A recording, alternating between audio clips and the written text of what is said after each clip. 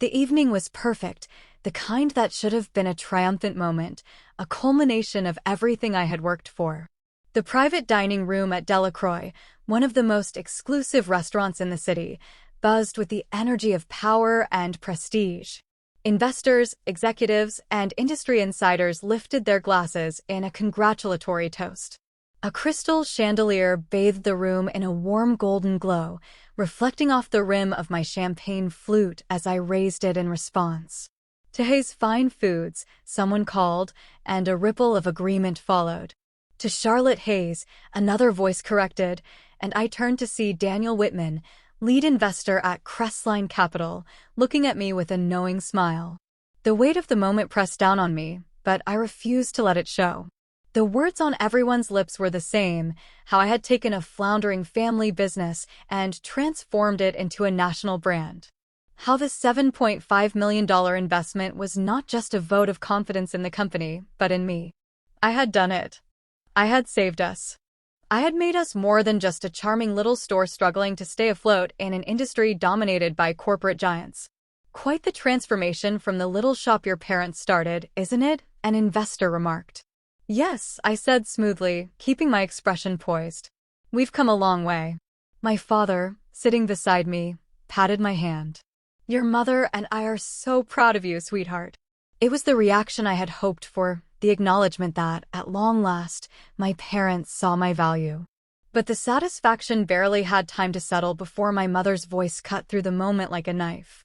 Of course, Julian will take it to the next level when he returns, she said with a pleasant smile, as if she hadn't just unraveled everything I had built in a single breath. My fingers tightened around the stem of my glass, the warmth of the champagne now sickening against my palm. Around the table, the atmosphere shifted. Investors exchanged looks, curious, confused. I turned to her slowly, keeping my expression composed, though my stomach had twisted into a knot. Julian? Of course, she said as if it were the most obvious thing in the world. Now that the company is finally in a stable position, he'll be able to step in and take the reins. He was always meant to lead Hayes Fine Foods, after all. I felt the weight of every eye in the room land on me. Some looked intrigued, others wary. But the sharpest gaze of all was Daniel Whitman's, his interest in me deepening into something else. Calculating. Assessing. I forced a light laugh. Well, Julian has been very busy, I said smoothly. After all, an MBA in Europe is quite a commitment. My mother nodded approvingly. Exactly. He's been preparing for this. Preparing for this? I bit the inside of my cheek so hard I nearly tasted blood. The words rang in my head, absurd in their cruelty. I had spent the past 8 years, dragging this company from the brink of collapse. When Julian dismissed it as a lost cause, I had rebuilt it. When everyone told me to let go, I had refused. And now, just as I had secured the biggest investment in our company's history, my mother thought I was merely keeping the seat warm for my brother? I felt the old ache rise, the one I had buried beneath late nights, strategic deals, and relentless work. The knowledge that, no matter how much I proved myself, I would always be second to Julian in their eyes. I smiled, though my pulse pounded in my ears.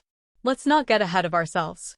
I turned my attention to the investors, carefully steering the conversation back to numbers and projections. It worked. Slowly, the topic shifted. But the damage was already done. I felt it in the way the air changed. The way the investors glanced between me and my parents, as if suddenly questioning what they had bought into. Whitman, however, remained focused. And as the evening progressed, he watched me more intently than before.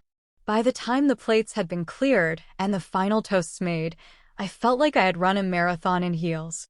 Charlotte, Whitman said as the guests began to filter out. Walk with me. I hesitated but nodded. We stepped out onto the restaurant's balcony, the cool night air offering a reprieve from the suffocating tension inside. He studied me for a long moment before speaking. That was unexpected. I inhaled deeply. You could say that. His expression didn't change. Your mother made it sound like your brother is the real CEO in waiting. He's not, I said, steel threading my voice. Whitman nodded slowly. I believe you. But the others in that room? They're wondering whether their investment is safe if your parents still see this as a family inheritance rather than a business. I exhaled sharply. I built this company, Daniel. I'm the one who took it from barely surviving to national recognition. I'm the one who secured this deal. Julian has done nothing but sit in classrooms while I did the work. His lips curved slightly. Then make that clear. To them. To me. I frowned. I just did. No, he said, his gaze sharp. You deflected. You smiled. You played along. But if you want the investors to stand behind you, you need to shut this down before it spirals. If they start to doubt your authority, the entire deal is at risk. I stared at him, the weight of his words pressing hard against my ribs. He wasn't wrong. I want a private meeting with you Monday morning, he continued. I need to know exactly where you stand, and more importantly, I need to know you won't let them push you aside. I swallowed. You think they would? I think, he said carefully, that if they could replace you with Julian, they would. A chill ran down my spine. I had always known deep down that my mother believed Julian was the true heir to the business. But hearing it laid out so plainly, that was something else. I straightened my shoulders. Then I guess I'll have to make sure that never happens. Whitman's eyes gleamed with something close to approval. Good. As he turned to leave, I remained on the balcony, staring out at the glittering city below. My hands curled into fists. This company was mine. I had built it, fought for it, sacrificed for it. And if my family thought I would simply step aside for Julian, they were about to learn just how wrong they were. 8 years ago, I stood in the middle of the small, cluttered office of Hayes Fine Foods, staring at financial statements that read like a death sentence. Red ink bled across the pages, the numbers cold and merciless. Debts piled higher than revenue. Vendors had started demanding payments up front, losing faith that we could keep up with the invoices we owed them. The shop, once the pride of my parents, was on the verge of collapse. I had been working in finance at the time, thriving in a lucrative career that promised security, prestige, and a future I had carefully constructed for myself. I had spent years climbing that ladder, working in skyscrapers with floor-to-ceiling windows, surrounded by sharp, ambitious minds who spoke in numbers and strategy.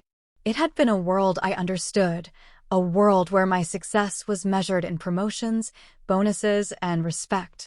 But one phone call had shattered all of that. My father had been the one to call, his voice heavier than I had ever heard it. Charlotte, he had said, we're going to lose the store. I had known they were struggling. I had seen the signs, less inventory on the shelves, fewer employees behind the counter, whispered conversations between my parents when they thought no one was listening. But I hadn't realized just how dire the situation was until I saw the books myself. When I walked through the front door of Hayes Fine Foods that evening, the place smelled like nostalgia, freshly baked bread, imported spices, and the lingering scent of my childhood. But beneath that warmth, there was an emptiness. The shelves weren't as full as they used to be. The customers weren't lingering the way they once had. I had gone to the office, where my father sat, his head in his hands. My mother stood stiffly near the window, her arms crossed. And then there was Julian, leaning against the desk, looking completely unbothered. This place is a sinking ship, he had said without hesitation. You should sell. I had stared at him, barely believing the words. Sell? It's the only logical option, he continued. You can't turn this around. The market is too competitive. The big chains have already crushed independent stores like ours. If you sell now, you can at least get something before it's worth nothing. His voice had been so casual, so dismissive, as if the store hadn't been in our family for generations. As if it hadn't been built from the ground up by our parents, who had sacrificed everything to make it what it was. I had turned to my father, searching his face for any sign of resistance to Julian's suggestion. Is that what you want?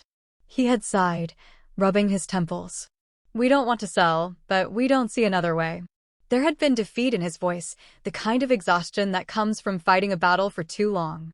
I had looked at my mother next, hoping despite everything, that she would argue, that she would fight, that she would refuse to give up. But she had been quiet, staring out the window as if the answer were written in the city's skyline. And Julian? He had just shrugged. There's no saving it, Charlotte. You know that as well as I do. Something inside me had snapped. Maybe it was anger. Maybe it was pride. Maybe it was the realization that, if I walked away now, everything our family had built would disappear. Or maybe it was the part of me that had always been waiting for the chance to prove, once and for all, that I was just as capable as Julian. That I could do what he couldn't. I'll fix it, I had said, the words coming out before I had fully processed them. Julian had laughed. Actually laughed. You'll fix it? Yes, I had said, my voice firm. I'll fix it. He had smirked, shaking his head. You're going to walk away from your high-paying job to babysit a failing store? I had lifted my chin. I'm going to turn the store into something bigger than you ever imagined. I had expected my mother to protest, to tell me I was being foolish. Instead, she had merely exhaled. It's a lot of responsibility, she had said. As if Julian hadn't just told them to sell. As if he hadn't written the business off entirely. As if my offer to save it was somehow more of a gamble than his suggestion to let it die. But I had done it. I had walked away from my career, from everything I had built for myself in finance, and stepped into the chaos of a failing business. The first 6 months had been brutal.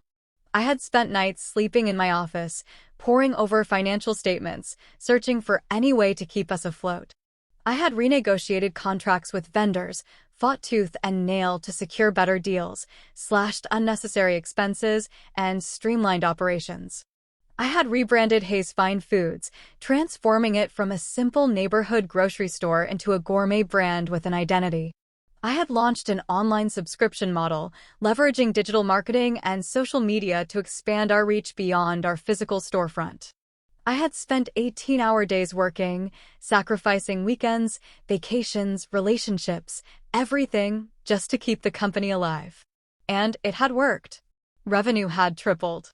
Hayes Fine Foods had expanded into national retail. And investors had taken notice, leading us to where we were now, on the brink of a $7.5 million investment that would secure our place in the industry. Yet, even after all of that, my mother still believed Julian was meant to take over. The realization burned. I had sacrificed everything. I had given up stability, security, and years of my life, all to build something that my family hadn't believed in. And now that it was thriving, now that it was successful, they wanted to hand it over to Julian, as if my work had been nothing more than a temporary fix until he was ready. I clenched my jaw, pushing back the bitterness rising in my throat. Not this time. I had spent years proving my worth to them, hoping for recognition that never came. But I wasn't that person anymore. This wasn't about their approval. This was about the company I had built. And I would be damned if I let anyone take it from me. I stared at my reflection in the office window, the city lights casting a faint glow against the glass. My hands curled into fists at my sides. I had saved this company once. And if it came down to it, I would do it again. But this time, I wouldn't be saving it for them. I would be saving it for me. The celebratory dinner at Delacroix should have felt like a victory lap. The restaurant exuded quiet opulence, polished mahogany, soft candlelight, the clinking of crystal glassware.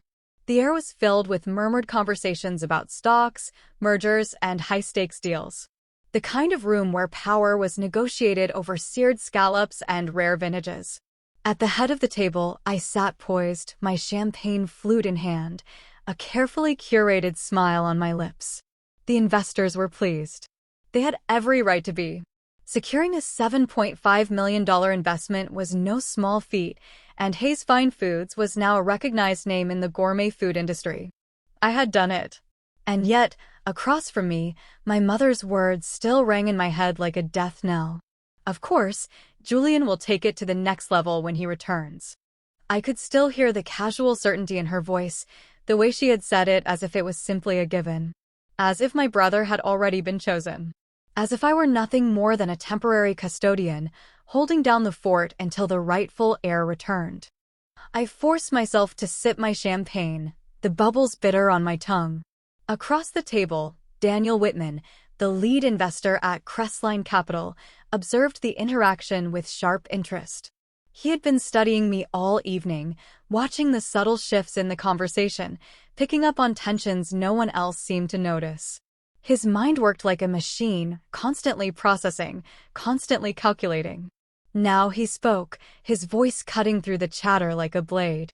"I have to say, Charlotte," he said, swirling the wine in his glass, "your leadership has been the key factor in our decision to invest. We've seen companies rise and fall based on the strength of their CEOs, and in your case, the transformation of Hayes Fine Foods has been nothing short of remarkable." There was a quiet ripple of agreement around the table. But before I could respond, my mother's soft laugh filled the space. "And just imagine what Julian will be able to accomplish when he returns." The table went still. I felt the weight of every gaze shift toward me. I didn't need to turn to know Whitman's expression had changed, his sharp eyes narrowing, his mind already processing the implications of her words. I had worked in finance long enough to know what he was thinking. Investors don't bet on companies, they bet on leadership. The entire reason we had secured this deal was because of me. My strategy, my execution, my results. But now, my mother had just planted a seed of doubt. If the family didn't see me as the true leader of the company, why should they?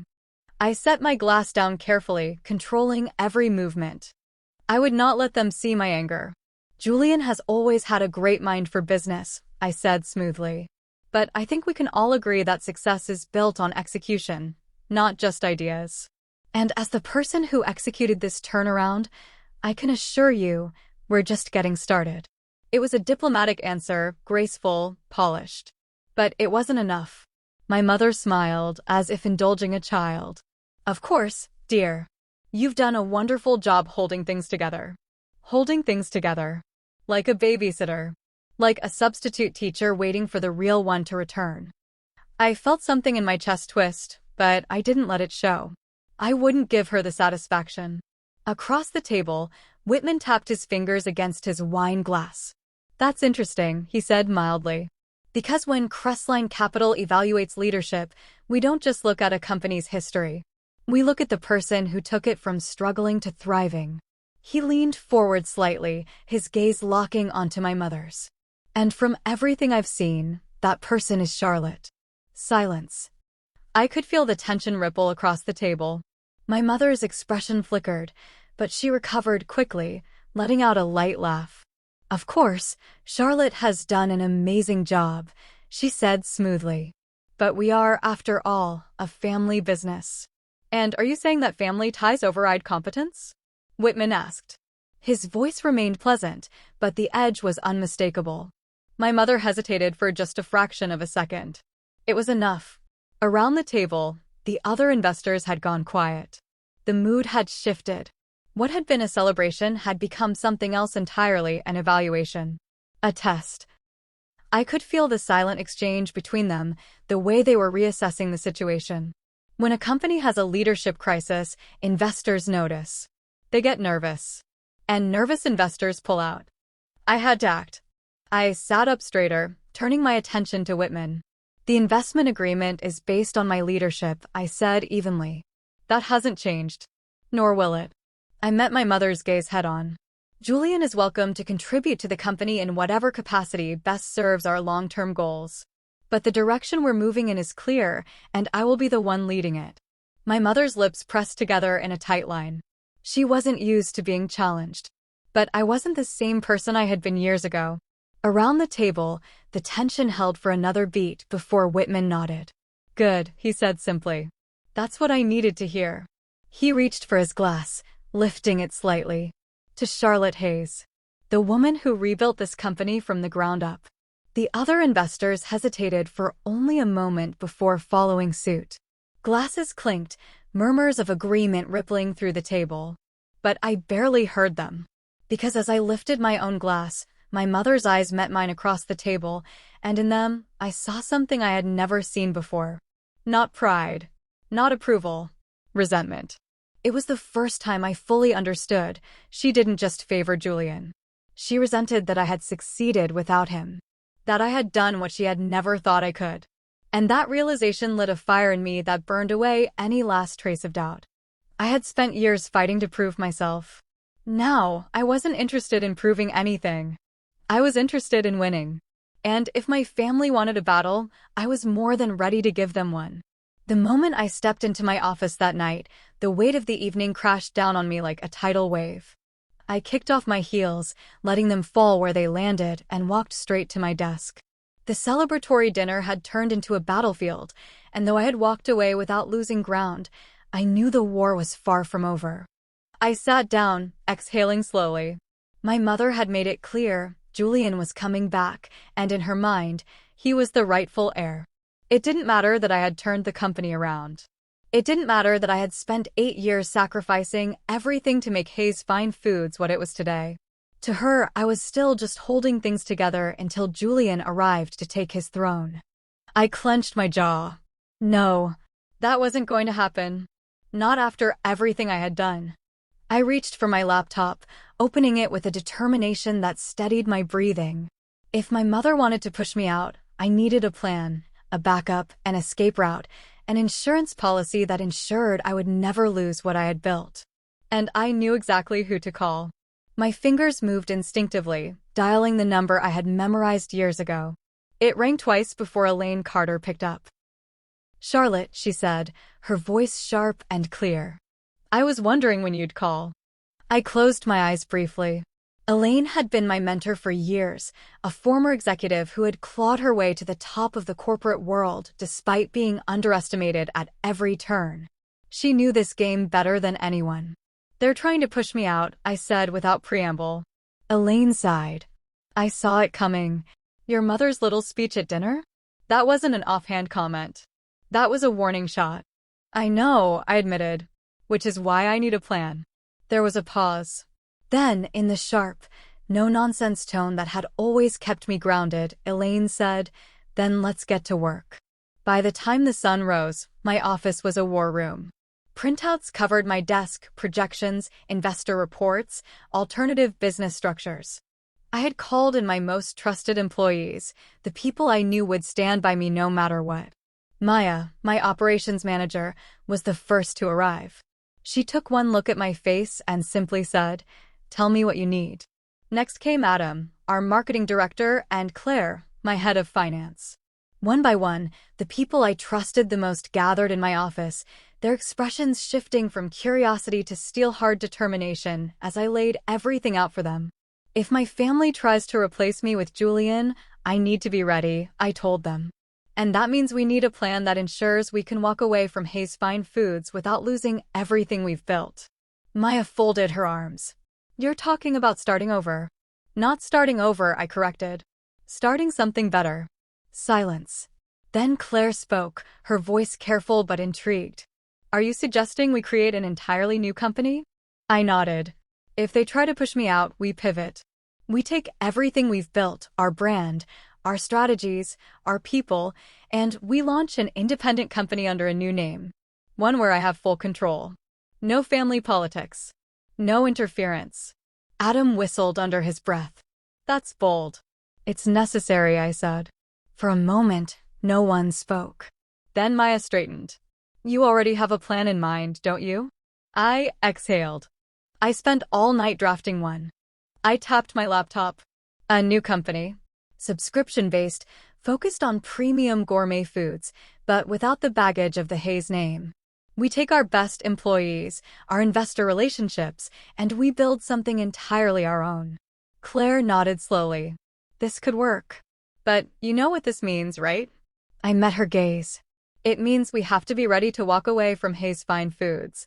It wasn't a decision I made lightly. This company had been my life for 8 years. I had poured everything into it. But if my family was going to treat me like I was disposable, I had to be ready to leave before they forced me out. Adam leaned back, rubbing his jaw. "You think Whitman will go for it?" I exhaled. That was the real question. Daniel Whitman had placed his bet on me, not on the Hayes family name. If I could convince him that backing me meant a better investment than sticking with Hayes Fine Foods, then I could turn the tables completely. "He requested a private meeting with me on Monday," I said. "That means he's already questioning things. If I show him that I have a stronger alternative, I think he'll listen." Maya grinned. "Then let's make sure he does." We spent the next few hours refining the plan, making sure every angle was covered. By the time we finished, I felt something I hadn't felt since my mother's words had knocked the air out of me at dinner. Control. I wasn't going to sit back and let them take what I had built. I was going to fight for it. And I was going to win. Sunday morning arrived faster than I expected. The moment Whitman stepped into my office, I knew he was expecting something big. He wasn't a man who wasted time, and the fact that he had agreed to meet me on a Sunday meant he knew something was coming. "Charlotte," he said, settling into the chair across from me. "You said you wanted to talk before Monday's official meeting. I assume it's important." I slid the folder across the desk. "It is." He opened it, scanning the contents. His brows lifted slightly. "A new company?" "An alternative," I corrected. "If my family refuses to back my leadership, I need to be prepared for my next move. And if you're backing me, you need to be prepared too." He continued reading. After a long moment, he set the folder down and looked at me. "You're serious about this?" "I don't bluff, Daniel." He nodded slowly, tapping a finger against the desk. "You're right about one thing, our investment was in you, not just the company. If your leadership is compromised, so is our investment." I held his gaze. "And if I walk, the best talent walks with me. The people who actually run this business, the ones who made this turnaround happen, they're not staying with Julian." He studied me for a moment longer. Then he leaned back in his chair, exhaling. "This is bold, Charlotte," he said. "But I like bold." I waited. Then he nodded. "I'll consider shifting the investment. But before I do, I need to see one thing from you." "What's that?" "That you're willing to confront your family head-on. No more maneuvering around them.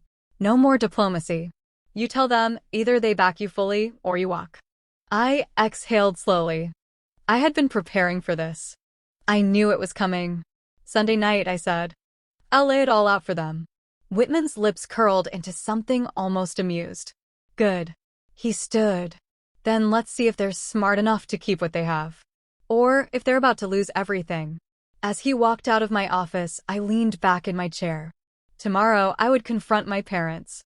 Tomorrow, I would give them a choice. And whatever happened, I knew one thing for certain. This time, I wasn't asking for their approval.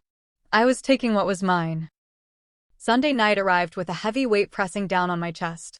The house I grew up in loomed ahead, its familiar white columns and perfectly manicured hedges a stark contrast to the storm brewing inside me. This wasn't a casual family dinner. This wasn't a polite conversation. This was war. I had spent the entire day preparing, rehearsing every angle, every argument, anticipating every reaction my parents might throw at me. I knew exactly what I was going to say. I knew exactly how I was going to say it. But despite all that, as I stepped up to the front door and rang the bell, my heart pounded harder than I cared to admit.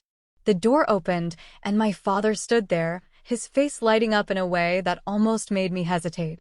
"Charlotte, we weren't expecting you so early." I forced a smile. "I wanted to talk." His expression shifted ever so slightly, just a flicker of wariness before he stepped aside to let me in. The house smelled like roasted garlic and fresh herbs, the way it always did when my mother cooked. It should have been comforting. Instead, it made my stomach tighten. Come in," my father said, leading me toward the dining room. My mother was already at the head of the table, a glass of wine in her hand.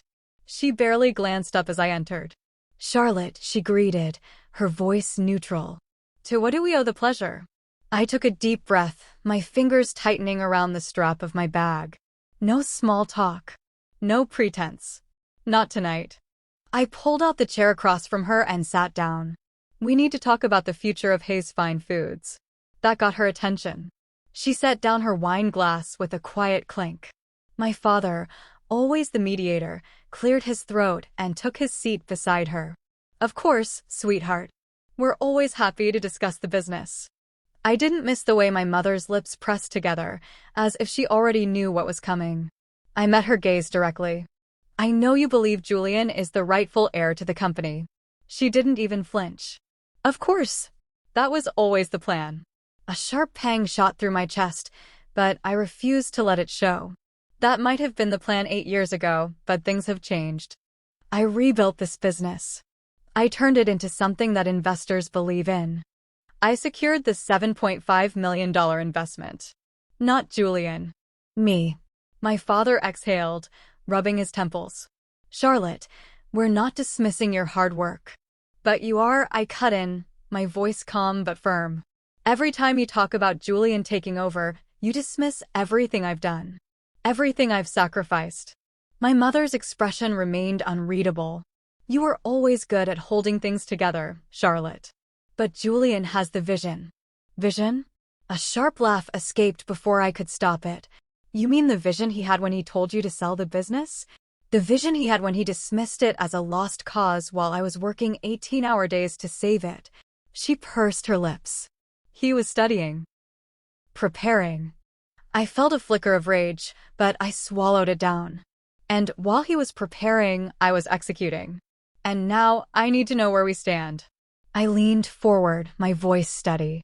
Because the investors aren't backing Hayes Fine Foods. They're backing me. And if you refuse to acknowledge that, then I have no choice but to walk. Silence. The words hung in the air, heavier than anything I had ever spoken to them before.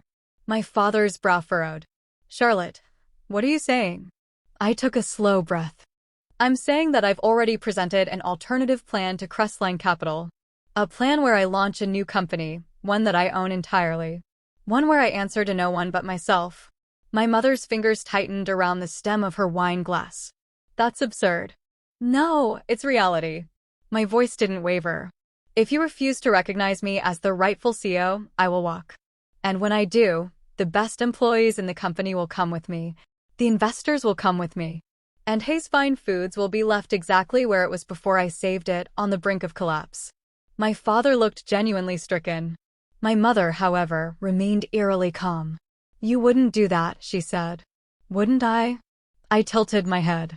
Do you really think I'll sit back and let you hand over my life's work to Julian? She set down her wine glass, folding her hands in front of her. This company has always been about family, Charlotte. It was never just yours. A bitter smile tugged at my lips.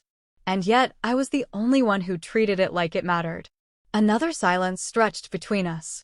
Then, finally, my father sighed. What exactly are you asking for? I straightened. Full control as CEO. A 5-year commitment that guarantees I remain in charge without interference. No more conversations about Julian replacing me. No more questioning my authority in front of investors. My mother's eyes darkened. And if we refuse? I met her gaze, unflinching. Then by tomorrow morning, I walk away. And I take everything with me. The room was thick with tension. My father looked exhausted. My mother looked furious. But I was done waiting for their approval. This wasn't about earning their respect anymore. This was about winning. My mother was the first to look away, her fingers drumming against the table. She hated this. She hated losing. But she also knew I wasn't bluffing. Finally, she exhaled sharply. Fine.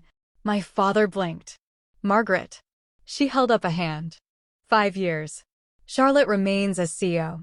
No interference. My father hesitated, then nodded slowly. If that's what it takes to keep the company intact, then yes. I let out a slow breath, feeling the weight of their words settle over me. It wasn't love. It wasn't validation. But it was victory. I pushed my chair back, standing with deliberate calm.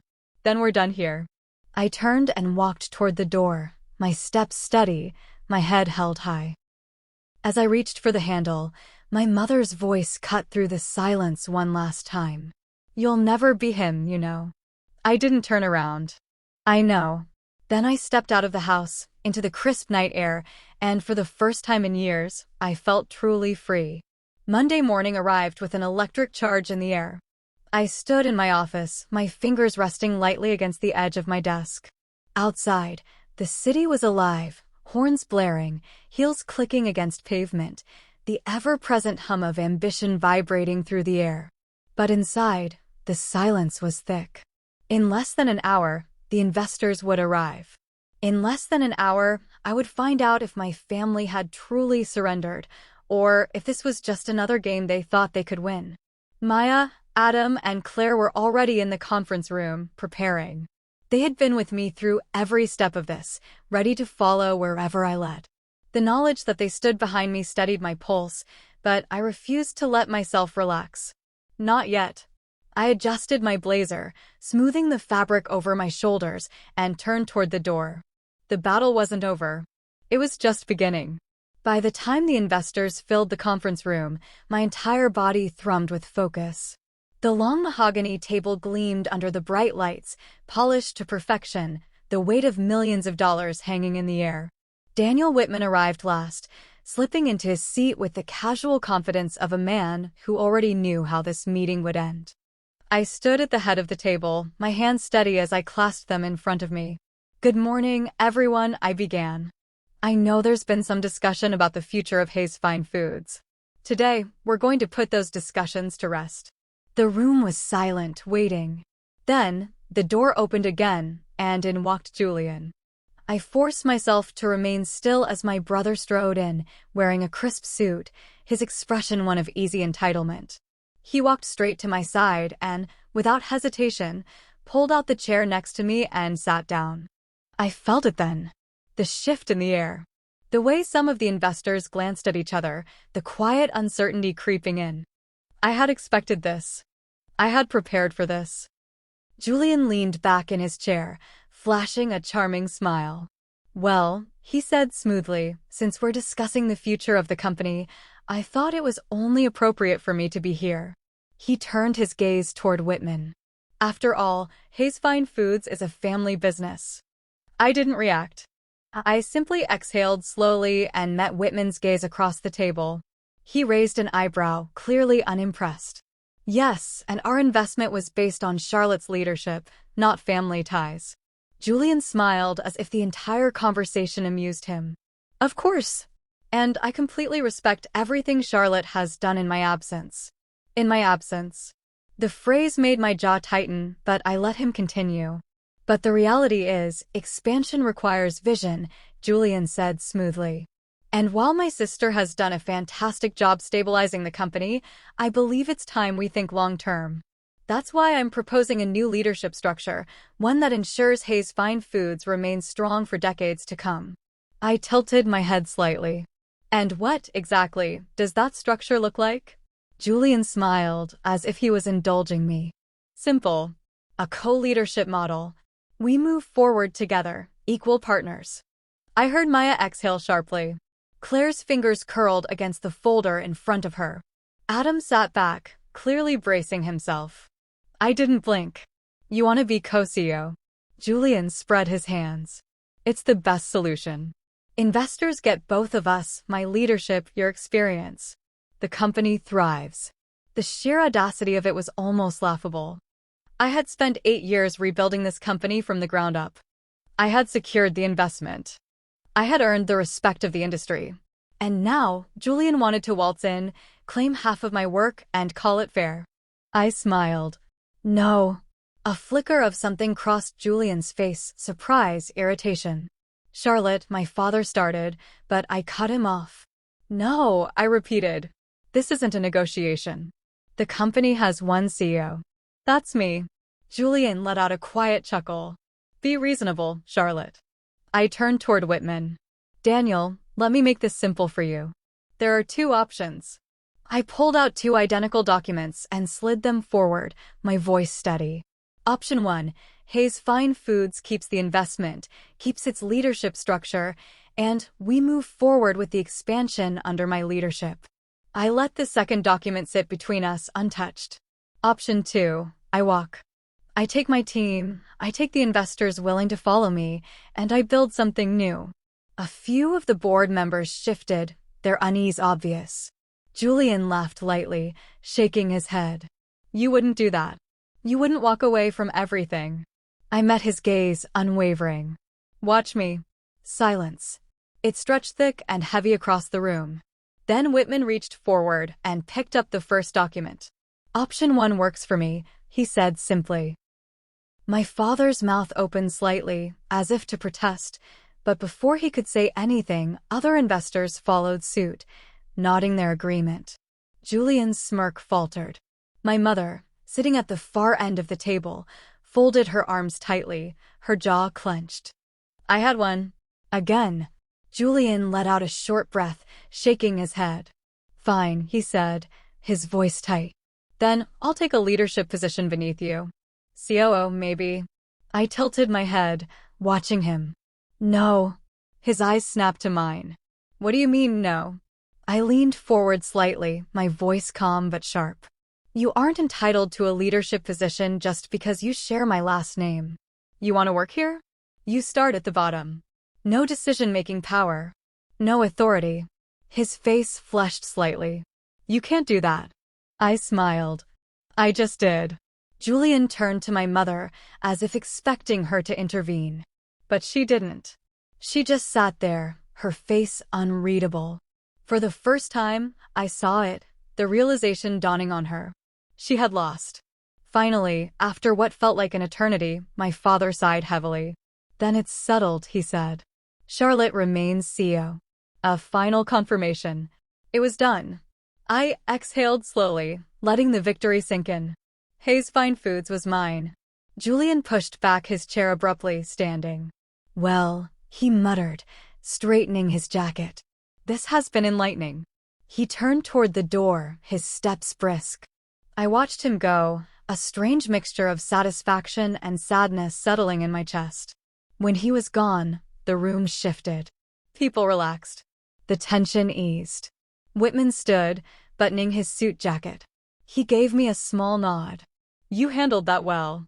I lifted my chin. I know. He smirked, then turned and walked out, followed by the rest of the investors. I remained seated, watching as my parents slowly stood. My father looked at me, his expression almost resigned. You've changed, he said quietly. I met his gaze. Yes, I have. My mother didn't say a word. She simply walked past me, her heels clicking against the floor, her silence saying more than words ever could. And just like that, the battle was over. I had won. Not because they had handed me anything, but because I had taken it. 8 months later, I stood in the gleaming new corporate office of Hayes Fine Foods, staring out the floor-to-ceiling windows at the city's skyline. The office smelled of fresh paint and polished wood, the air thick with the quiet hum of productivity. The expansion had happened faster than even I had expected. 3 new product lines, 2 major distribution partnerships, and an upcoming deal with one of the largest retailers in the country. And through it all, I had remained exactly where I belonged, at the helm. I glanced at my desk, where a stack of reports sat neatly arranged, quarterly earnings, projections, a breakdown of our skyrocketing e-commerce sales. Everything pointed to one undeniable fact: Hayes Fine Foods was thriving. And Julian? Julian had become an afterthought. From the moment the investors had backed me as sole CEO, my brother had done everything he could to claw his way back into relevance. At first, he had accepted the role I offered him, a minor, non-decision-making position in business development. He had no real power, no control over strategy, no say in the major moves that shaped the company. And he hated it. For months, I had watched him try to assert influence where he had none, inserting himself into meetings, making suggestions that were politely acknowledged and swiftly ignored. He tried to impress the employees, but they saw through him. They knew who had built this company. They knew who had saved it. And they knew who deserved to lead it. One afternoon, I was in a strategy meeting when Adam leaned over and murmured, "Julian's trying to stir something up again." I didn't even sigh anymore. It had become a weekly occurrence. What is it this time? Adam smirked. Apparently, he's been talking to a few of the team leads about some inefficiencies he's noticed. He thinks we need a new approach to our distribution model. I arched a brow. The same distribution model that just secured us a 40% growth in retail partnerships? Adam shrugged. He doesn't seem too concerned with the facts. Of course, he didn't. I set my pen down and leaned back. Let him talk. No one's listening. And they weren't. Julian had tried to rally support, quietly, subtly, hoping to gather enough backing to at least push for a larger role. But no one wanted to align themselves with him. Not after they had seen firsthand what real leadership looked like. It wasn't just about results. It was about respect. And Julian had never earned that. My parents had taken a step back, just as we had agreed. Officially, they remained involved as brand ambassadors, their role limited to public appearances, nostalgia-filled interviews, and an occasional advisory call. Unofficially, my mother still hated that I had one. She never said it outright, but I could feel it in the way she spoke to me. The clipped tone, the measured words, the way she never quite acknowledged my leadership, as if avoiding the reality would somehow change it. My father, on the other hand, had softened. Over time, I had noticed a shift, something resembling quiet acceptance. Maybe even a sliver of pride. One evening, he had stopped by my office unexpectedly, his hands tucked into the pockets of his coat. I saw the latest numbers, he had said. I had glanced up from my laptop, waiting. "You're doing well, Charlotte." A pause. Better than I ever expected. It wasn't a grand declaration. It wasn't an apology for the years of doubt. But it was something. And for once, it was enough. As the months passed, Hayes Fine Foods became bigger than I had ever envisioned. The subscription model had expanded, reaching customers in all 50 states. Our online sales had surpassed even our most optimistic projections. Industry publications started referring to me as the driving force behind the company's success, not my family name. And that was the real victory. For years, I had fought for recognition, for my parents to see me, for my family to acknowledge my worth. But now I didn't need it. Because the world saw me. The investors saw me. The employees who followed me, who believed in me, saw me. I had built this. And no one could take it away from me. One afternoon, I was heading into a meeting when Maya stopped me in the hallway. "You've got to hear this," she said, handing me her phone. It was an internal company group chat. Someone had forwarded a message from Julian. Julian Hayes. "Hey everyone, just a thought. Would love to get a team together to discuss potential growth strategies outside of Charlotte's current approach. A fresh perspective never hurts." Below it were the responses. "Claire, we already have a growth strategy. It's called Following the Leadership That Got Us Here." Adam, "Julian, your perspective is about as fresh as expired milk. No thanks." Maya, "Maybe check with the CEO before you try to launch your little side projects." I handed Maya's phone back, unable to suppress the small smile tugging at my lips. Julian had always believed the company was his birthright. But legacy isn't inherited. It's earned. And he had never earned it. As the months passed, Julian's presence in the company became less and less relevant. Eventually, he stopped attending meetings altogether. Then one day, he simply wasn't there anymore. No official resignation. No grand exit. Just silence. I wasn't surprised. He had never known how to exist in a world where he wasn't automatically important. And once it became clear that no one was waiting for him to rise, he had no reason to stay. 8 months after that fateful investor meeting, I stood on the rooftop terrace of our new corporate headquarters, a glass of champagne in my hand. The city stretched out before me, a sprawling canvas of possibility. Maya, Adam, and Claire stood beside me, toasting to another successful quarter. "To Charlotte," Adam said, raising his glass. "And to the company she built." I smiled, feeling the warmth of their words settle deep in my chest. I had spent years trying to prove myself. Years waiting for my family to acknowledge me. But standing here, in this moment, I finally understood. I didn't need their approval. I had built something greater than their validation. I had built something of my own. And that was enough. The air was crisp as I stepped onto the balcony of my office, a steaming cup of coffee in my hands. The city stretched out before me, alive with the hum of a new day. 8 years ago, when I had first walked into the failing storefront of Hayes Fine Foods, I had never imagined this. The office behind me was no longer the modest, cluttered space I had inherited. It was sleek, modern, and unmistakably mine. Every decision, every risk, every battle had led me here. And now, as I looked out at the skyline, I felt something settle inside me, something that had eluded me for years. Peace. For so long, I had been chasing something, my parents' approval, Julian's recognition, validation that I had earned my place. But now? Now, I didn't need any of it. Because the truth was undeniable. Hayes Fine Foods was mine. I had rebuilt it, reshaped it, turned it into a powerhouse that no longer needed my family name to be relevant. When people in the industry spoke of Hayes Fine Foods, they didn't mention my father's legacy or Julian's potential. They spoke about me. The transition hadn't been smooth. Even after Julian disappeared from the company, my mother had remained an ever-present shadow. Though she no longer had the power to interfere, she made sure I knew her opinion at every turn. One evening, she had invited me to dinner. I knew it wasn't just for small talk. My mother never did just small talk. Seated across from her in the private dining room of an exclusive restaurant, I waited for her to speak first. She took a sip of her wine, her expression unreadable. Julian's moved to London.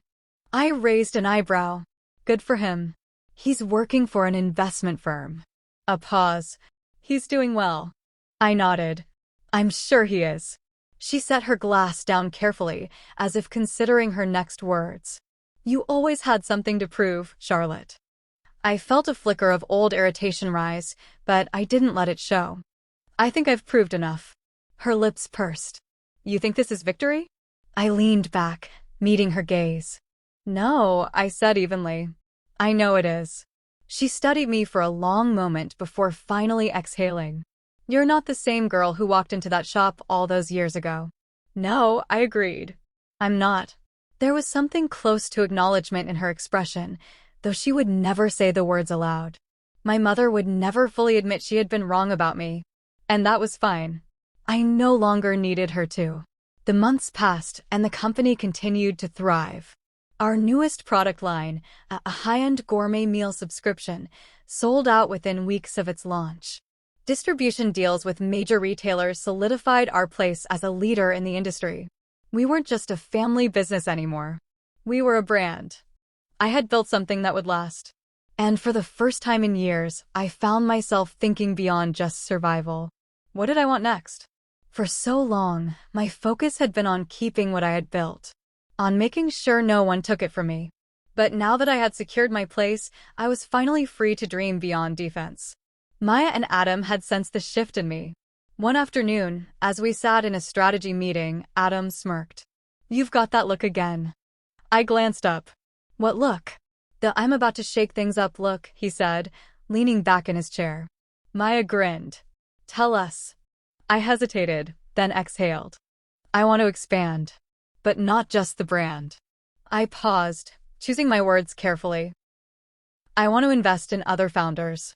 Other women who have been told they're holding things together while they wait for a man to take over. Silence. Then Maya grinned. Charlotte Hayes, venture capitalist? I smiled. Why not? Claire, who had been quietly reviewing financials, nodded approvingly. We've got the capital for it. And honestly, I love it. Adam raised a brow. So, you go from fighting investors to becoming one? I shrugged. Maybe it's time I sit on the other side of the table. The idea took root. For so long, my success had been about proving myself to the people who had doubted me. But now, I wanted something more. I wanted to create opportunities for others, to be the kind of investor I had needed when I started. Maybe it wasn't about legacy in the traditional sense. Maybe my legacy wasn't just about Hayes Fine Foods. Maybe it was about something even bigger. A few weeks later, I was invited to speak at an industry conference. The topic? The Modern CEO, Redefining Leadership in Legacy Businesses. As I stepped onto the stage, I glanced at the audience, hundreds of business leaders, investors, and rising entrepreneurs. Years ago, I had walked into rooms like this feeling like I had to prove I belonged. But today, I knew I did. I took a breath and began. When I took over my family's business, it wasn't because I was asked to. It wasn't because I was chosen. It was because I refused to let it fail. I let the words settle before continuing. For years, I was told I was just holding things together. That I was a placeholder. That eventually, someone more qualified, someone who looked the part, would come and take over. I smiled slightly. That never happened. A ripple of knowing laughter moved through the audience. I fought for my place. And if there's one thing I've learned, it's this: leadership isn't inherited. It's earned. And the only person who gets to decide your worth is you. Applause filled the room, but I wasn't finished. My story isn't unique. There are countless people, especially women, who are running businesses, making decisions, driving success, and yet they're still being told they're helping instead of leading. That they should step aside for someone who hasn't put in the work. I met their gazes one by one. And I'm here to tell you, don't step aside. Don't wait for permission. Take what's yours. The applause this time was deafening. That night, as I sat on the rooftop of my building, overlooking the city, I let the moment settle over me. I no longer needed validation. I no longer needed their approval. I had built something that would last. Not because of my last name. Not because of their permission. But because I had refused to let anyone tell me what I could or couldn't do. And as I sipped my champagne, a slow smile spread across my lips. Because for the first time in my life, I wasn't looking back. I was looking forward. To my future. To my legacy. And it had never been clearer. I had won.